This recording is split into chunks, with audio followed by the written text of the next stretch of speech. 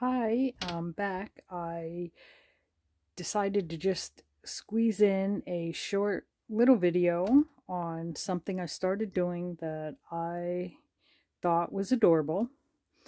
I love to use it as a decoration, but um, it also is very useful in journals and it's a snippet roll. Okay, that's not groundbreaking. Got it. I know. But but I all the snippet rolls that I've made in the past and the ones that I've watched are usually quite wide, and although there's always a use for them in so many different places, some of the journal type things I make are very small, and it means I have to take a snippet and then snip it and snip it some more till a lot of its charm I snipped off. So I wanted something that fit more the size I need, that I use. So I started making, now this one's out of actually thin cardstock, and it's just neutral. And again, I love making things that are just the base. This is just a base. Then I can go in, nip off what I want to use, and then glue on a piece of lace, or whatever I want to glue on, a word, a little stamp, or whatever. But it gives me the flexible, or just not even sure what, I just know that I find that I can really detail it to whatever journal or project I'm working on. So if I want to put stamps on it, I can. Words, I can. Little pictures or just other pieces of snippets, I can. And it fits better the size that I use. Then I made one with just paper. Now these are tedious to make because the paper is, I cut or rip into very small pieces. And then I ink each edge. But that's what I like. And to me, it's kind of like fussy cutting. I don't mind it. I don't mind it. So I have that. Then I thought, well, what about material? I purposely make pieces like this, and then I keep them in a drawer along that I can pull out and pick and choose from. All these little pieces of just whatever I might want to use. And when I have a piece that I cut off of something else and I'm done crafting, I throw it in here for later use. Well, I went through that particular drawer and I dug out pieces, and then I didn't have quite enough, so I went through my larger scrap material pile and dug out these type things, and I just cut them. I just cut them willy-nilly in little pieces, just cut them. Then I had some Christmas leftover ones, so I cut up some Christmas ones. And then I had just some ribbon, lace, white pieces of material from, I don't even know where. And I cut those up. And I tried to, well, in this particular one, I ended up making, so this is out of material. I ended up making this. Isn't that adorable?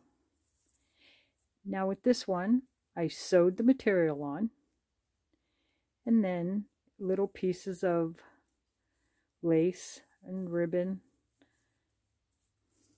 and I sewed it on a very thin piece of paper. But isn't that's just adorable. That's absolutely adorable. And then I made one with the Christmas material, which I think also came out super cute. Come on, right? That's adorable, right? And I think the part of being able to use them also as kind of a decoration is how you, in a way, display it. I took, obviously these are clothespins, which, oh, my pin fell in there, which I bought at Hobby Lobby, and I did put them in coffee water. Then to get it a little bit darker where I may wanted it, I just sort of took my distress ink and just put in slightly darker little spots, and then I wrapped it around. The pin fell on there, right? I'll find it, right? And then this one is on an old spool that I wrapped around, and then this is just a piece of washi tape, but I've pulled it off and on so many times, so I just stuck it on there with washi tape. Whoop. And I'm going to find a couple other ways to sit them out, because I just think they're adorable to look at. I really think they're cute. So I said this was going to be short, so I do want to keep it short. I just wanted to let you know I take this white, a thin brown craft paper. This was actually not even craft paper. This was the paper that was on a huge roll from the Dollar Tree. That was their brown postal paper wrap, and it's really thin.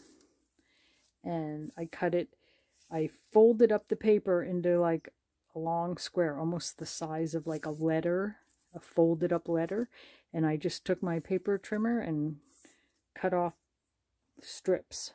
Didn't measure, don't care, just whacked off long strips. And then I go to my sewing machine, I put my piles around me, and I start it and I leave an edge so that I can wrap that around to start. So I leave an edge, and then I start, and then when I get to the bottom, I just sew a new one on. If you don't want to sew, you can glue them on. Whoop, you can glue them on. You can certainly just, with a tiny bit of glue them on.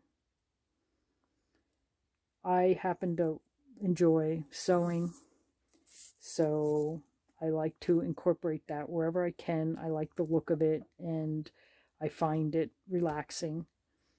Making these, I find relaxing. I even found it relaxing to rip and tear the paper and distress the edges, ink the edges. I had to wear gloves, and halfway through my gloves got rips in them, so nails by distress ink. Anyway, I just thought I'd share that because I thought it was super cute, super easy, super relaxing for me. So give it a try. And if that's not something you want to be bothered with, I am going to be getting these, maybe not these particular two, but some of the new ones that I've been making and working on. I'm going to list in my Etsy shop in the next couple of days. So if you're not interested in making it and you still want it, I got it. And my Etsy shop is Crafty Things by Jill.